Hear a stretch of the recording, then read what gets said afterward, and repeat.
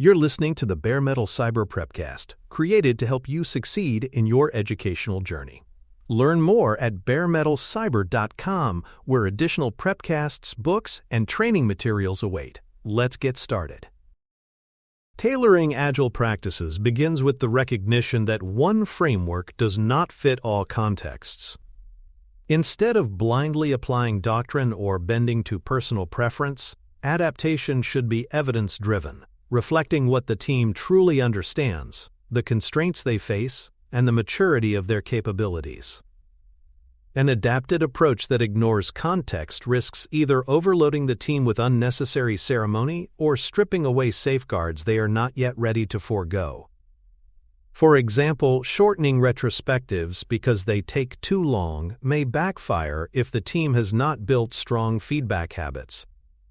On the exam, tailoring questions often test whether candidates understand that adaptation is a disciplined process rather than improvisation.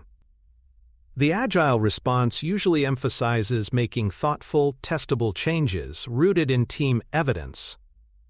Tailoring is not a shortcut. It is the disciplined evolution of practice to fit reality. A baseline understanding assessment begins by clarifying what terms mean within the team. Common words such as ready, done, risk, or value may carry different meanings for different members. These vocabulary gaps silently degrade coordination and quality as each participant acts on their own interpretation. For instance, one person may consider done as code complete, while another expects deployed and tested in production. Without shared definitions, disagreements masquerade as alignment until problems surface. On the exam, baseline scenarios often test whether candidates can identify the importance of shared vocabulary. The agile response usually emphasizes checking understanding explicitly. Assessments of what the team thinks words mean create a foundation for consistent collaboration, preventing misinterpretation and hidden assumptions from eroding delivery. Practice comprehension reviews reveal whether teams understand the principles behind ceremonies, artifacts, and roles. Asking team members to explain these elements in their own words often uncovers whether they are practicing with intent or merely going through motions. For example, if stand-ups are described as status updates for the manager, the ritual has drifted far from its principle of daily coordination. These reviews highlight where rituals have replaced principles, signaling areas for realignment. On the exam, comprehension scenarios often test whether candidates can differentiate between surface compliance and principle-driven behavior. The agile response usually emphasizes ensuring that practices serve their underlying purpose. Tailoring begins with comprehension practices cannot be adapted responsibly if their purpose is misunderstood. Observation of work in flight provides evidence of how policies perform under load. Watching how teams handle handoffs, manage queues, or cope with unplanned work reveals whether the current approach supports predictable flow. For instance, observing that items sit idle for days between coding and testing may indicate weak definition of ready or done criteria.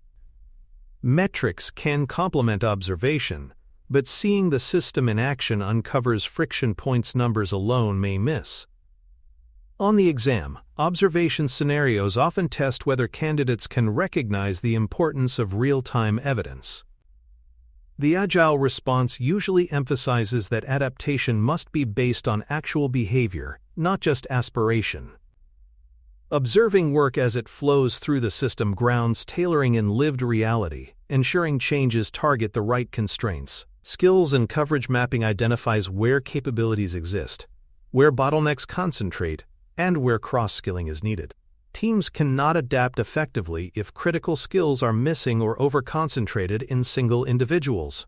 For example, discovering that only one team member can handle deployments highlights a risk that tailoring must address before reducing process safeguards. Mapping skills and coverage prevents blind adaptation that assumes resilience where fragility exists. On the exam, skill mapping scenarios often test whether candidates can link tailoring choices to real capacity. The Agile response usually emphasizes addressing bottlenecks and investing in cross-skilling as part of adaptation. Tailoring is not about layering more meetings. It is about building capabilities that make leaner, faster practices sustainable. Trust and safety signals determine whether team members are willing to surface impediments, ask for help, and challenge assumptions. Low psychological safety masks capability gaps and creates a false impression of readiness. For example, a team that nods silently in retrospectives may appear aligned, but may simply be unwilling to raise problems. Tailoring under such conditions risks compounding hidden issues. Safety must be addressed before tailoring can succeed. On the exam, trust scenarios often test whether candidates can identify safety as a precondition. The Agile response usually emphasizes that adaptation requires candor. Teams cannot tailor effectively if they are not safe enough to admit where practices are failing. Trust enables learning. Without it, tailoring rests on fragile illusions. Stakeholder alignment checks ensure that expectations about outcomes, increments, and feedback cadence are shared beyond the team. Misalignment at this level can make any approach appear to fail. For instance, if stakeholders expect full features at each demo while the team delivers thin slices, frustration ensues even if the team is performing well. Clarifying alignment ensures that adaptations to cadence or artifacts reflect shared understanding rather than internal adjustments alone. On the exam, stakeholder alignment scenarios often test whether candidates recognize that tailoring includes external as well as internal perspectives. The Agile response usually emphasizes bringing stakeholders into adaptation conversations. Without shared expectations, tailoring risks creating success for the team but failure in the eyes of those it serves. Value discovery readiness evaluates whether the team has access to users, data, and decision makers. If feedback loops are weak, tailoring may need to institutionalize access touchpoints before adjusting cadences or artifacts. For example, without regular access to customers, shortening sprint cycles provides no real benefit. Teams must assess whether discovery conditions are in place before adapting delivery practices. On the exam, discovery readiness scenarios often test whether candidates can connect tailoring to evidence access. The Agile response usually emphasizes embedding discovery as a foundation. Tailoring that assumes access without securing it leads to frustration and shallow learning. Adaptation should start with ensuring feedback loops are strong enough to sustain improvement. Architecture and coupling analysis provides technical context for adaptation. Teams with modular, testable systems can tailor toward thinner slices and faster cadences, while tightly coupled systems may require larger increments and heavier integration practices. For example, a microservice architecture allows feature toggles and incremental deployment, but a monolith may not. Without this analysis, tailoring risks designing practices that are technically infeasible. On the exam, architecture scenarios often test whether candidates understand how system design constrains process adaptation. The Agile response usually emphasizes aligning tailoring levers to technical reality. Teams must tailor to what the architecture allows, while gradually investing in decoupling and testability to unlock more adaptive practices over time. Compliance and risk constraint inventories clarify which requirements are non-negotiable. Traceability, segregation of duties, or evidence standards may be mandated by law or regulation. Tailoring must embed these safeguards without defaulting to heavyweight gates. For example, compliance evidence can be integrated into the definition of done rather than treated as a separate stage. Inventories prevent teams from accidentally discarding obligations in the name of speed. On the exam, compliance scenarios often test whether candidates can reconcile agility with external obligations. The Agile response usually emphasizes that tailoring does not mean ignoring constraints. Disciplined adaptation finds lighter, more integrated ways to meet them while preserving flow. Flow and quality metrics provide evidence for where tailoring will yield the most return.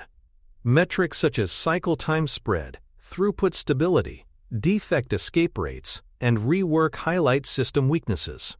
For example, wide variance in cycle time may indicate unclear entry policies, while high rework signals weak acceptance criteria. Reviewing these metrics ensures that tailoring efforts are prioritized based on impact, not intuition. On the exam, metric scenarios often test whether candidates can interpret data to guide adaptation. The Agile response usually emphasizes measurement-driven tailoring. By anchoring adaptation in metrics, teams maximize learning and minimize disruption.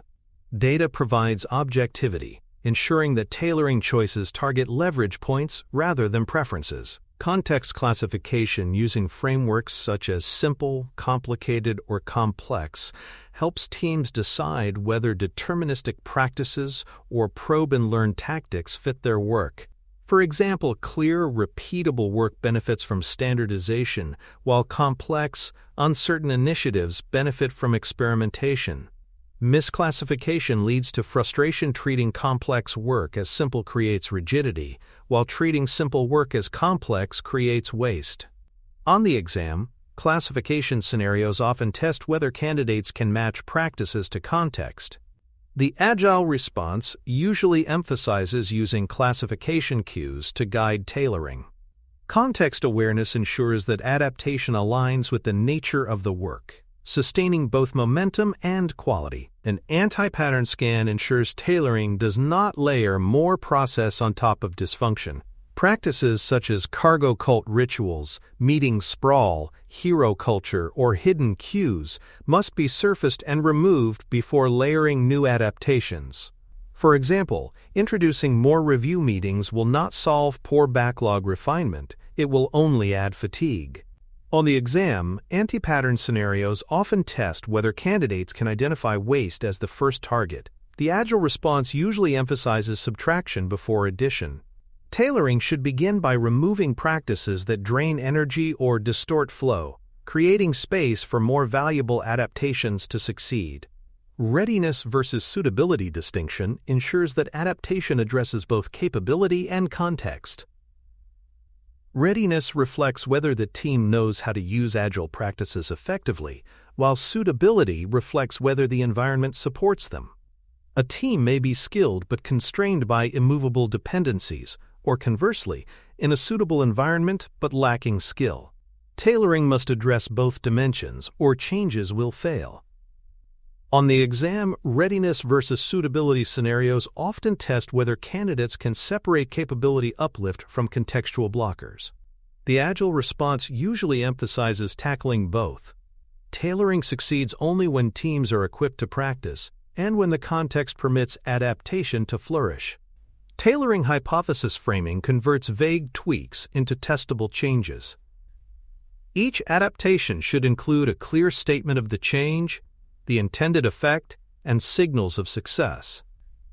For example, if we reduce sprint length to 1 week, we expect to increase feedback frequency and reduce rework, measured by defect escape rate. This framing ensures accountability and prevents tailoring from being a series of undocumented experiments. On the exam, hypothesis scenarios often test whether candidates can frame changes as testable. The Agile response usually emphasizes hypothesis-driven adaptation. Framing creates discipline, turning tailoring from improvisation into structured, evidence-based evolution of practice. For more cyber-related content and books, please check out cyberauthor.me. Also, there are other prepcasts on cybersecurity and more at baremetalcyber.com. Cadence adjustments are often one of the first tailoring levers teams experiment with.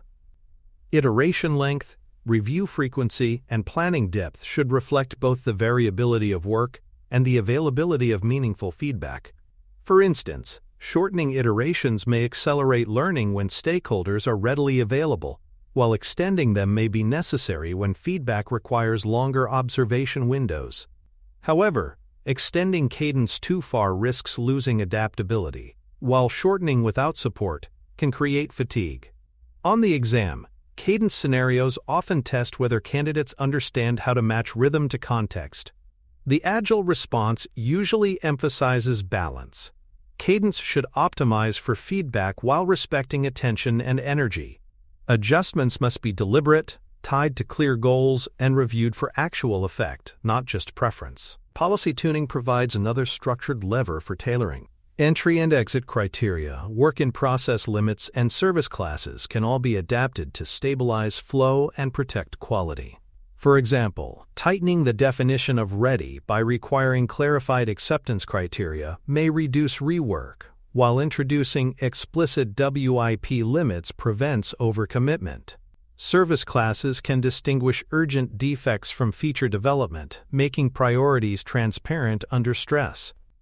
Without tuning, policies may drift into irrelevance or fail to protect the system under load. On the exam, policy scenarios often test whether candidates can recognize weak policies as causes of variability. The agile response usually emphasizes that policies should evolve with the team's context, ensuring they provide clarity and guardrails without unnecessary rigidity. Backlog practice adaptations refine how items are decomposed, documented, and prioritized. Teams may need to enrich acceptance criteria to reduce ambiguity, introduce splitting strategies to create thinner, testable slices, or align backlog levels to outcomes rather than output. For instance, a backlog item framed as Add Report might be split into Create Export API and Design User Interface, allowing for earlier validation. Adapting backlog practices reduces hidden queues and improves predictability. On the exam, backlog scenarios often test whether candidates can recognize decomposition quality as a determinant of flow. The agile response usually emphasizes tailoring backlog discipline to the maturity of the team and the complexity of work. A well-tailored backlog transforms vision into increments that deliver tangible learning and value. Role collaboration updates address gaps revealed by ambiguous ownership. Teams may need to clarify how product, engineering, design, and operations responsibilities interact in discovery, testing, and delivery. For example, if defects repeatedly escape because quality assurance is excluded from backlog refinement, role updates must integrate QA earlier in the process. Tailoring may also involve shifting responsibilities as team maturity grows, such as delegating more prioritization to product squads. On the exam, role collaboration scenarios often test whether candidates can connect failures to unclear ownership. The agile response usually emphasizes explicit collaboration agreements that evolve with context.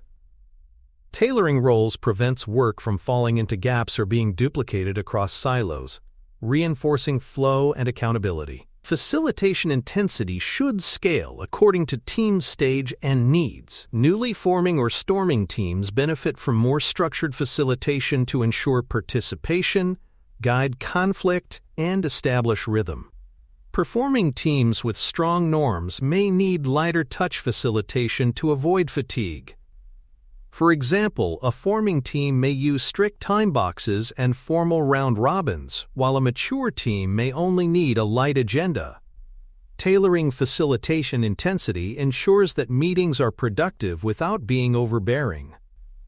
On the exam, facilitation scenarios often test whether candidates understand how to adapt based on team maturity. The agile response usually emphasizes intentional adjustment. Facilitation should provide just enough structure to enable decisions, reducing ceremony when confidence and cohesion grow. Coaching, training, and mentoring must be tailored to address the right levers for growth. New knowledge gaps may require structured training. Skill development may call for deliberate practice supported by coaching, and judgment refinement may benefit from mentoring. For example, if a team misapplies retrospectives, a workshop may address knowledge. But if they understand principles but hesitate to experiment, coaching may be more effective. Generic workshops that miss the real need waste effort. On the exam, capability-building scenarios often test whether candidates can distinguish between knowledge, skill, and judgment gaps. The agile response usually emphasizes targeting the right lever. Tailored learning interventions accelerate maturity by addressing actual constraints rather than applying blanket solutions. Pairing and mobbing experiments allow teams to test whether more collective work reduces bottlenecks and defects. For example, pairing developers with testers may shorten feedback loops, while mobbing on complex architectural problems may accelerate shared understanding. These experiments help determine whether collective practices fit the team's current context. Tailoring through pairing and mobbing is especially powerful for spreading expertise, reducing hero culture, and increasing quality. On the exam, collective work scenarios often test whether candidates can link collaboration modes to outcomes. The Agile response usually emphasizes experimenting with pairing or mobbing where risk concentration is high. Tailored collaboration methods often unlock both quality and resilience. Artifact minimalism or enrichment adapts templates and checklists to fit compliance and delivery needs. Teams burdened by excessive documentation may streamline, focusing only on essential evidence. Conversely, teams struggling with rework may enrich artifacts with clearer acceptance criteria or test checklists. For example, tailoring might involve simplifying design documents while enriching definition of done with security requirements. Artifact tailoring ensures evidence is sufficient but not excessive. On the exam, artifact scenarios often test whether candidates can balance agility with compliance. The Agile response usually emphasizes right-sizing. Minimalism prevents waste, while enrichment ensures quality. Both directions are valid depending on context, and tailoring ensures artifacts serve their purpose rather than existing for their own sake. Discovery integration tailors how teams combine exploration with delivery. Embedding hypothesis testing, user touchpoints, and telemetry design within sprints shortens the loop from idea to validated increment. For example, integrating usability testing into backlog refinement ensures that decisions are data-driven rather than speculative. Tailoring discovery alongside delivery reduces risk by ensuring that assumptions are validated continuously. On the exam, discovery scenarios often test whether candidates can recognize integration gaps. The Agile response usually emphasizes embedding discovery, so it runs in parallel with delivery. Tailoring ensures teams avoid the false divide between building and learning, treating both as ongoing responsibilities. Remote and hybrid adaptations codify practices that protect inclusivity and speed without inflating ceremony. Asynchronous pre-reads, decision logs, and concise live sessions prevent distributed teams from drifting. For example, tailoring might involve adopting a standard practice that all decisions are logged in a shared tool, ensuring global visibility. Without adaptation, distributed teams risk misalignment or overburden schedules. On the exam, remote scenarios often test whether candidates understand the need for explicit adaptations. The Agile response usually emphasizes codifying remote norms intentionally. Tailoring collaboration practices for hybrid and remote contexts ensures equity, cohesion, and resilience regardless of geography. Risk containment practices enable teams to trial tailored approaches safely. Canary releases, feature toggles, and rollback scripts let teams test adaptations without broad exposure. For example, if a team tailors its release process by automating approvals, they may first pilot it under a toggle with limited scope. These containment strategies make tailoring reversible and low risk, encouraging experimentation. On the exam, risk containment scenarios often test whether candidates can link technical practices to safe adaptation. The Agile response usually emphasizes building guardrails. Tailoring thrives when teams can try new practices without jeopardizing stability. Containment practices make adaptation courageous but safe. Measurement of tailoring effects ensures that adaptation produces real improvement rather than subjective satisfaction. Teams must compare before and after distributions, not just averages, to capture meaningful change. For example, reducing sprint length might improve average cycle time, but distributions may show increased variance. Without measurement, premature celebration or regression occurs. On the exam, measurement scenarios often test whether candidates can connect tailoring to evidence. The Agile response usually emphasizes measuring outcomes rather than activity. Tailoring is successful when effects are visible in data.